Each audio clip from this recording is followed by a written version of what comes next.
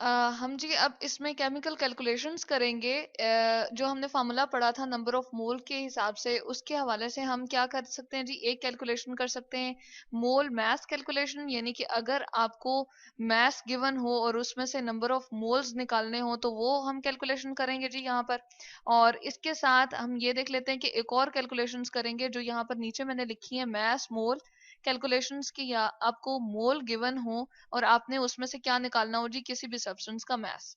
तो सबसे पहले तो हम एक इसके लिए एग्जांपल ले लेते हैं कि हमें नॉन मास अगर किसी चीज का दिया हुआ है, जैसे हमें मेजर करके बता दिया है कि ये नॉन मास है किसका।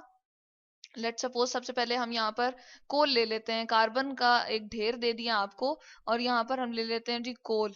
नोन मास ऑफ कोल अगर हम कहें, जिसको हम कार्बन भी कह सकते हैं, सी, चले मैंने इसका सिंबल ब्रैकेट में लिख दिया है, वो जी आपको गिवन है 24 ग्राम।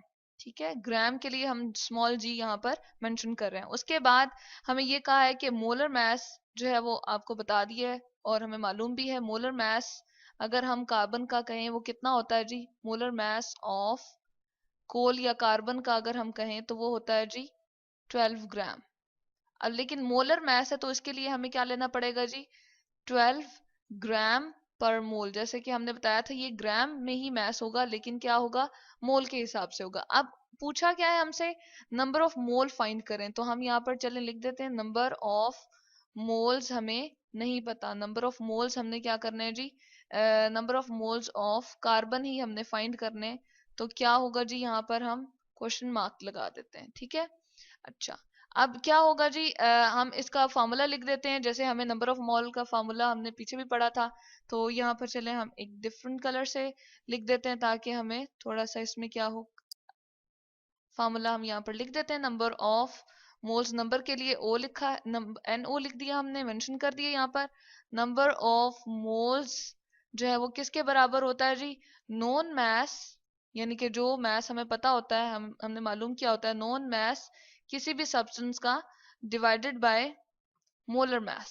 ठीक है, तो हम क्या करते हैं कि उसका जो नॉन मास होता है उसको डिवाइड कर देते हैं उसके मोलर मास से। अब यहाँ पर हमें कार्बन का जैसे कि गिवन है, तो क्या बता दिया उन्होंने जी, हमें ये इंफॉर्मेशन दी हुई कि नॉन मास 24 ग्राम है। तो चले हम यहाँ पर लिख देते हैं 24 ग्राम। और जी मोलर मास इसका कितना है, वो है जी हमारे पास 12 ग्राम पर मोल।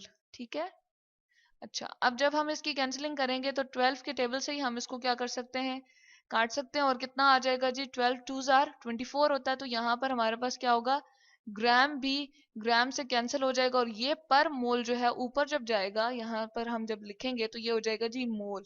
तो यहाँ से हमें पता चल गया कोल के हमने यहाँ पर नंबर ऑफ मोल्स निकाल लिए। ठीक है, तो अगर आपको ये गिवन हो कि 24 ग्राम आपको किसी ने मेजर करके कोल दे दी है और कहा है कि 24 ग्राम में मोल बताएं, तो आप कह देंगे कि नंबर ऑफ मोल्स जो आपके पास इसमें निकलेंगे, नंबर ऑफ, चले हम यहाँ पर लिख देते हैं मोल्स ऑफ कार्बन जो है या कोल जो है 24 ग्राम में कितने हैं जी, वो 2 हैं।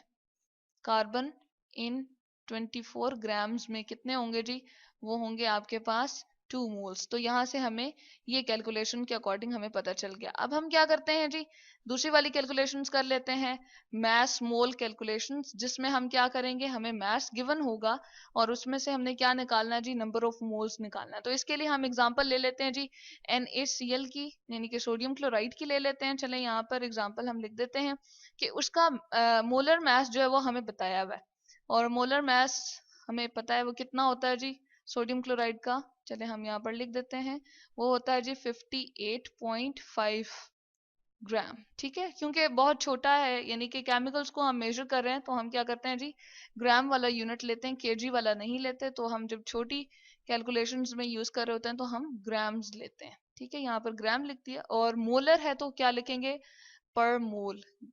ठीक है, अब इसके साथ हमने क्या, नंबर ऑफ मोल्स उन्होंने बता दिए कि आपको कैलकुलेशन में ये गिवन है कि नंबर ऑफ मोल्स आपके पास इतने हैं।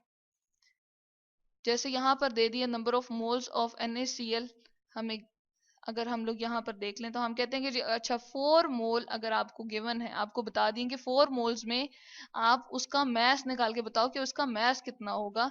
तो हम किस तरह से निकालेंगे जी, हम यूं कर लेते हैं, इसका चले मैस जो हमने खुद फाइंड करना है, मैस ऑफ जो ग्राम में हमने मैस निकालना है उसका ऑफ NaCl यहाँ पर लिख देते हैं, वो हमें जी क्या है अननोन है, तो हम यहाँ पर क्वेश्चन मार्क लगा देते हैं। अब फॉर्मूला अगेन हम यहाँ पर रिपीट कर लेते हैं, चलें, ताकि हमें दोबारा से रिवाइज हो जाए।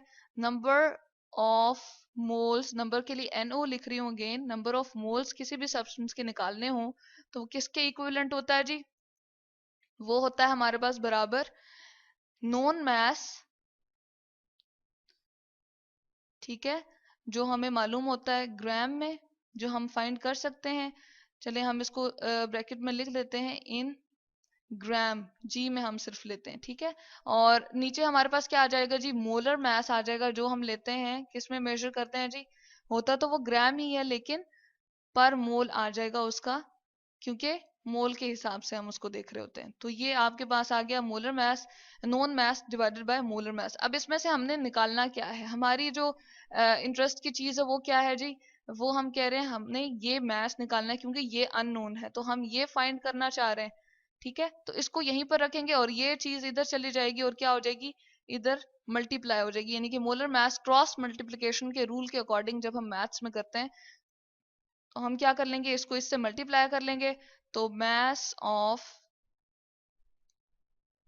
हम यहाँ पर लिखते हैं जी NaCl फाइंड करना चाह रहे हैं, तो NaCl का यहीं पर रहेगा, ठीक है, Cl का C थोड़ा बड़ा लिख देते हैं, क्लोरीन, और ये क्या आ जाएगा, ये यहीं पर रहेगा मैस ऑफ, क्योंकि ये हम फाइंड करना चाह रहे हैं, और ये यहाँ पर जाके मल्टीप्लाई हो जाएगा।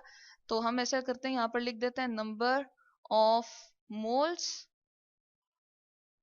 ऑफ सोडियम क्लोराइड, ठीक है, और साथ में क्या आ जाएगा जी, उसका मोलर मैस, ठीक है, मोलर मैस जो कि हमने ग्राम पर मोल में लिया था, तो ये मोलर मैस यहाँ पर आ जाएगा।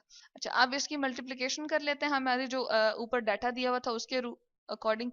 तो क्या आ जाएगा जी, हमारे पास यहाँ पर है नंबर ऑफ मोल्स हमें 4 गिवन है, और क्या है हमारे पास मैस 58.5 ग्राम पर मोल।